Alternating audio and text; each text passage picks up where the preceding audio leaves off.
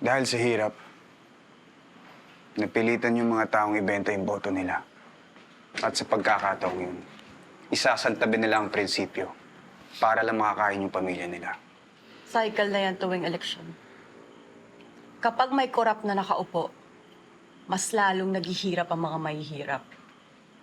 Kaya tuwing eleksyon, mas madali silang nabibili ng mga korap na kandidato. Sobrang dumi talaga ng eleksyon.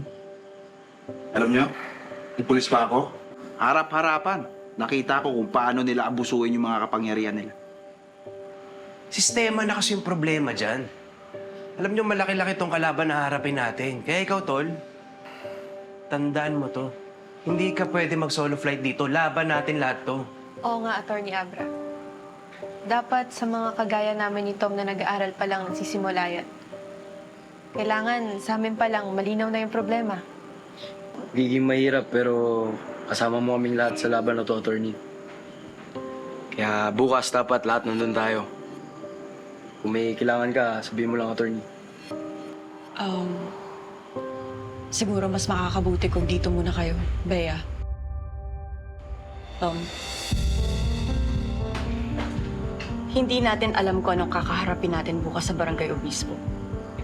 Lalo pat may posibilidad na dumating ulit yung mga kalaban nating namimili ng boto ng mga residente. Baka magkagulo. Baka kumapano pa kayo. Tama si Jane. Hindi kakayanin ng konsensya ko kung may mangyari sa inyong dalawa. Dito na lang kayo.